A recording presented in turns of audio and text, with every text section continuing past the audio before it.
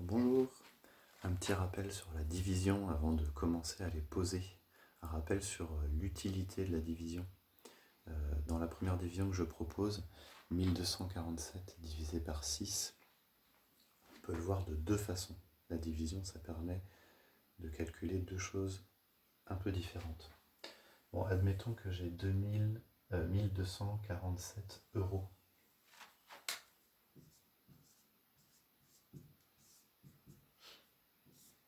Voici un grand coffre avec 1247 euros. La division par 6,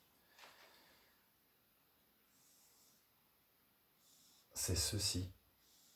Ça veut dire que je crée 6 parts égales et je cherche à savoir combien il y aura dans chaque part.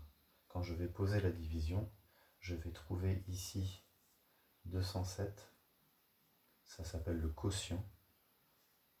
C'est-à-dire que si je partage 1247 euros en 6 personnes, chacun aura le quotient 207.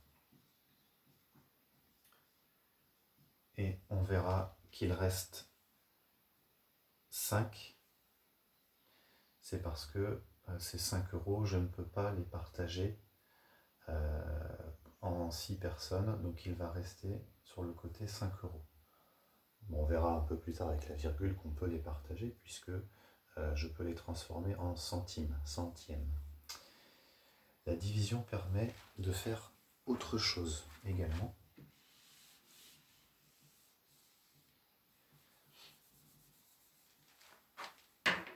Elle me permet de savoir combien de fois je peux mettre le nombre 6 dans 1247 euros. Dit autrement, 6 euros plus 6 euros plus 6 euros plus 6 euros, etc. etc. J'aimerais bien savoir combien de fois je peux mettre 6 euros dans 1247 euros. La division me permet de faire ça également. Dans le quotient, je vais trouver 207. Ça veut dire qu'ici, je peux mettre 207 fois le nombre 6 dans ce grand nombre-là. C'est ça que me permet de faire la division également. Et il restera 5 euros à la fin. Donc maintenant, on va pouvoir la poser, cette division. Je commence toujours par prévoir le nombre de chiffres dans le quotient. Pour ça, je fais le petit chapeau là du début. Je ne peux pas partager 1 en 6. Donc, je prends 12. Ça va me faire un premier chiffre au quotient. Quand je baisserai le 4, j'aurai un autre chiffre au quotient. Et enfin, quand je baisserai le 7, un troisième chiffre. Donc, je sais que le quotient, en tout cas la partie entière, aura 3 chiffres. Et maintenant, c'est parti.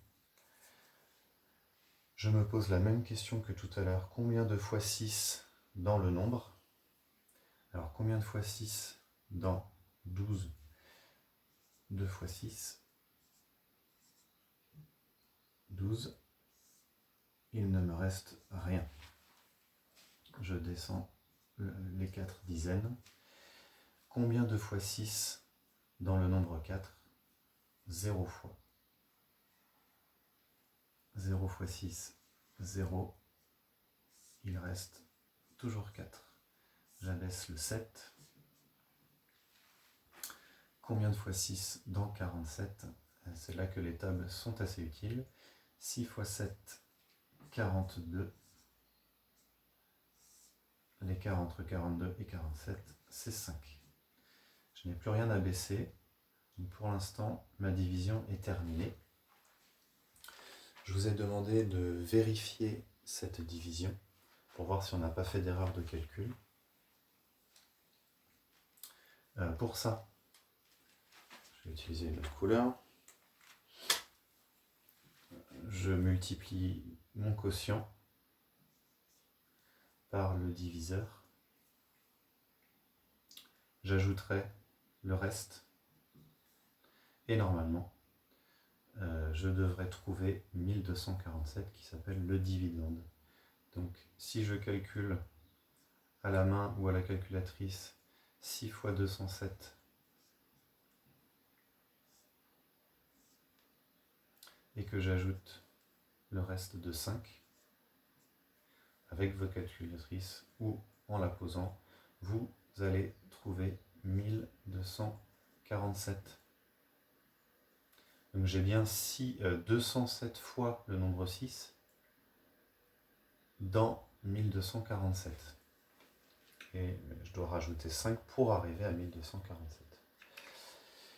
On corrige la deuxième division. Je ne peux pas mettre le nombre 12 dans le nombre 2. Par contre, je peux le mettre dans 25. Donc 1 point, 2, 3, 4. Mon quotient aura 4 chiffres. Combien de fois 12 dans 25? 2 fois 12, ça fait 24. L'écart entre les deux, c'est 1. Je dis l'écart, le vrai mot, c'est la différence. La différence entre les deux, c'est 1. J'abaisse le 8. Combien de fois 12 dans le nombre 18? Une seule fois. Une fois 12, ça fait 12. La différence, c'est 6.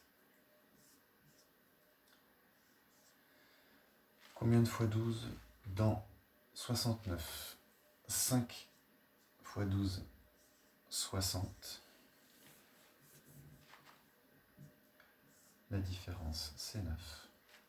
Et enfin, calcul un peu plus difficile. Combien de fois 12 dans 96? 8. Si vous n'êtes pas sûr, vous faites 12 fois 8, vite fait. 2 fois 8, 16, je retiens 1. 1 fois 8, 8 et 1, 9. Ça fait bien 96. Donc là, on tombe pile. Le reste, c'est 0. On dit que le reste est nul. Ma vérification,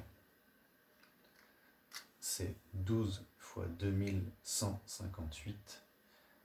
Ça devrait faire 25 896. Je calcule donc en ligne. 12 fois 2158 égale 25 896. Voici pour les divisions.